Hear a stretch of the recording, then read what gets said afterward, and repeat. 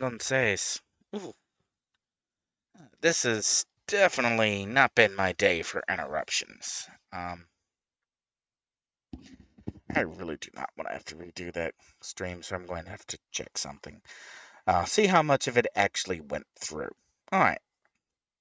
Um, so I kind of think I'd said everything that I wanted to say in the previous stream. So I guess for now, I'm just going to go through some of the daily quests and give you an idea of what it looks like to play this game, and comment on something else that's not necessarily a problem, but definitely a consideration. What I'm in right now is one of the, if you could call it, a daily challenge quest. It's a set of events that you do over and over for a specific set of rewards. And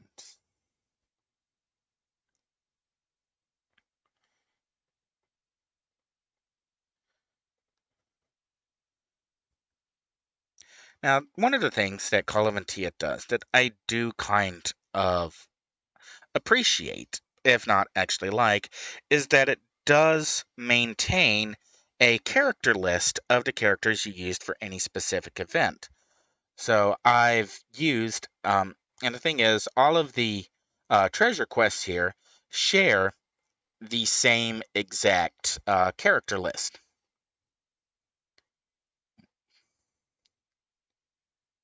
And let's kick it off.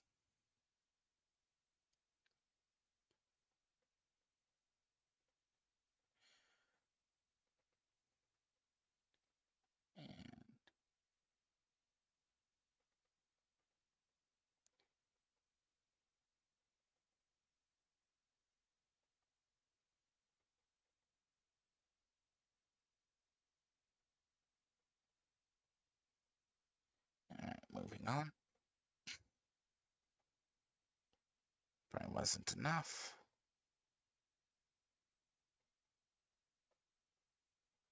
All right, let's toast this turkey.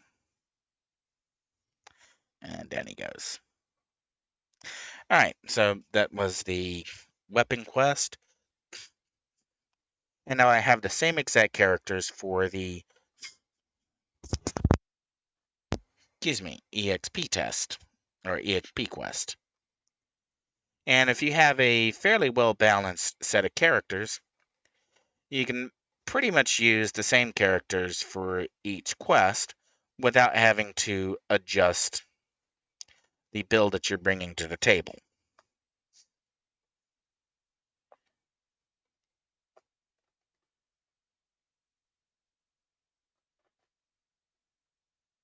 That was enough to take out.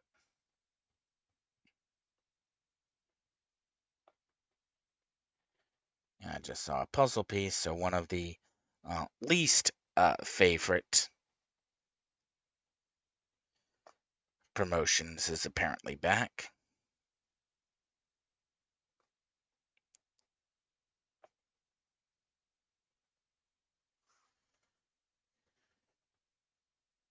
I'll just blaze through these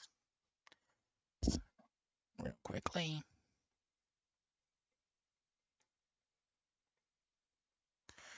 Boom. And Gold Quest.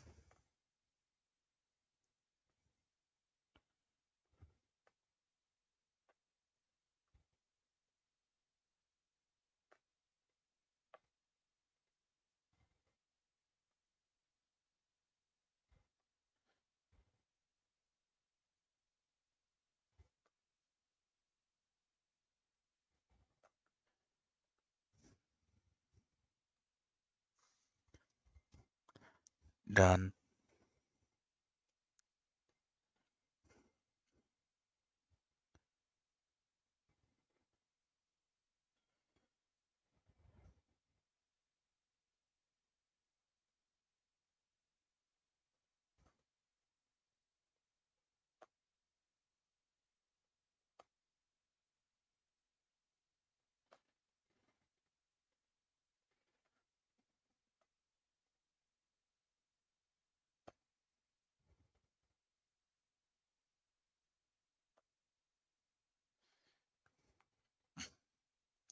think my record so far is doing this on 3 turns total.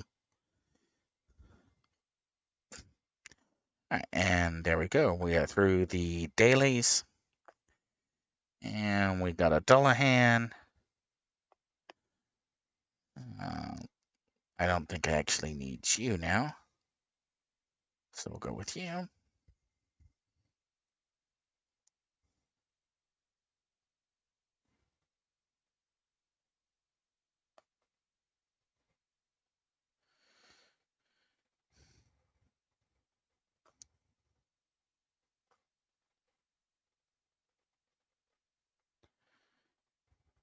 And now let's ramp the damage up.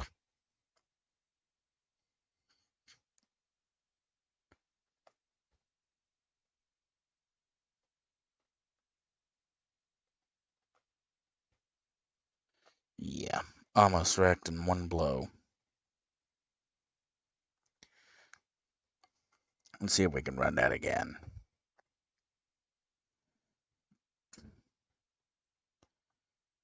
All right.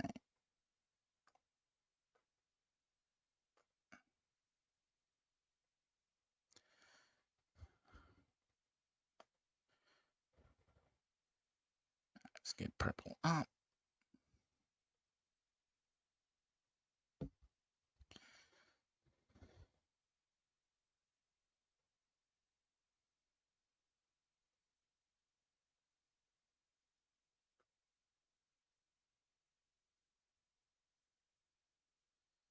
All right, and now things are kind of slowed back to crawl.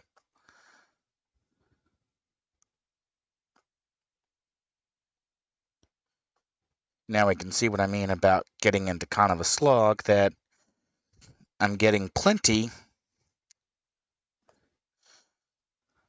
of Nea stones for character types that I don't even have on the field. I'm getting plenty of reds and blues, but I have no red or blue characters. And as I mentioned earlier, I have not found a way to reweight the Nea stones on spawn so that you get Nea stones that are weighted for the team you actually have, which would be very useful if you're trying to run a particular composition to ensure that you get the Nea stones that you probably need for that to run. Let's close out of that. Okay, so that's a little bit of what Call of Antia looks like to play. Play-wise, there's almost absolutely nothing wrong with the idea. Mechanically, there are so many different things that are just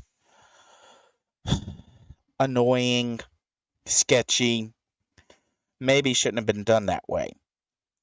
And that makes this a very, very hard game to recommend. The latest update didn't really do anything to encourage players to get into the game. This is a very, very hard game to sell new players on.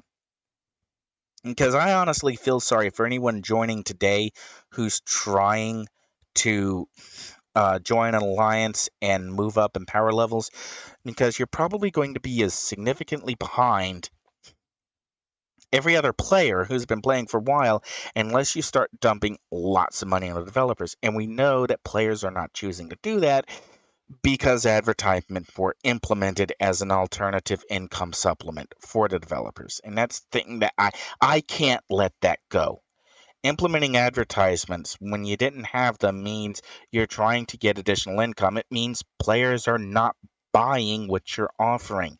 If they're not buying what you're offering, you really need to rethink your price structure.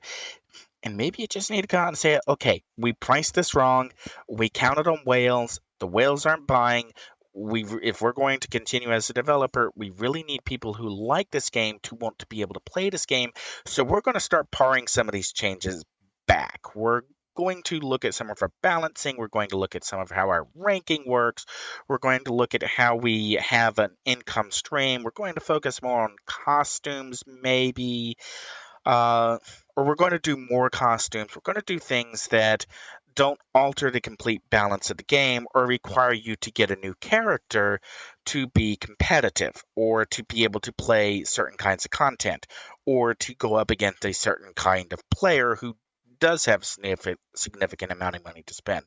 The more accessible you make the game, the more players will go, hey, this is a pretty cool game to do. I can do many of these matches in under 2 minutes, and either I lose or I win. Either I get the score that I need or I don't get the score that I need. Just, okay, move on. Didn't make it this time, start over. Uh, and this game doesn't handle that very gracefully. And there's really more I could go into. And something I really like is when we look at the arena, Puzzles and Empires threw it back in my face all the time about who beat me in the arena and that I needed to challenge them right away. But Call of Antia does not actually throw that back. In fact, unless you go to records, you don't actually have anything up here that's slamming in your face. You were beaten by X, X, and X. You need to re-challenge them and take it back. And I actually kind of appreciate that. The PvP aspect, playing against another player who created their own team, feels a lot less intimidating uh, until you get to the point where I am now, where I am in a ranking system where a significant number of other players in here literally have double my team power, and I've got no shot against most of them. Now, again, that part is broken, but I've gone over the matchmaking. It's broken, broken, broken, broken so long now. I'm really feeling repetitive of it, and I really do want to throw these 4 streams now into the Call of Antia Discord. So that's really what I got. Uh, and yeah, there's more modes I could go into, more stuff I could look at, but the overall impression is, as much as I would like to like this game and to keep playing this game, the current trajectory of how balance updates and character introductions are being handled and the different challenges means this is just such a hard sell. And one of the reasons why I think I wanted to take so much time today to come back and look at this and look at this and look at this is because I haven't seen anything that's quite like this. Yes, Puzzles and Empires is close, but in a lot of ways this is a better mechanical game than Puzzles and Empires, and it's kind of important. Uh, it could be better, but it's not worse. So there's that to consider. And I don't know of anything off the top of my head that gives me this kind of RPG role playing experience with a match game. And I guess the final takeaway that I would have, and I kept dancing around this issue earlier, is when you're making a mobile game, try and keep in mind what your game would look like if you put it on a console where you didn't have microtransactions as a default option. If you put it on the Nintendo Switch, if you put it on the Steam Deck, how would you change the layout to make it work? Would you focus on microtransactions or would you focus on a retail price? Would you focus on a flat subscription package? And if that's what you would do to make this work on a console experience, then maybe those changes would work very well for a mobile experience. Stop nickel. Well, if you're going to nickel and dime the players, nickel and dime them through think that they can just look at costumes, weapons, weapon skins, weapon modifications. You can look at things like that, and you can go, "Hey, I bought that." But when you put that money into gems, jewels, currencies that are used to buy other things, there's no direct relationship between the player going, "Hey, I bought that," and I got that with some currency. I don't remember how I got the currency. I don't remember if it was free to premium or if I bought it with real money. When you implement that kind of disconnect, you also you give an anti-incentive to your players. You kind of you decouple their sense of they've sunk money into this game. They really want to keep playing this game because that's their stuff. It's their characters. It's their modifications. It's their perfect build. And you really decouple them from that, and you just go, it's just another game. It's just another match game that does some things well, does something bad. I'll just move on and find another one. And when you have players who start getting apathetic about how your game is going or whether or not they even want to play it, you've lost them. And that's what I got. I'm Aurian Archive, and I will find something else to talk about other than a match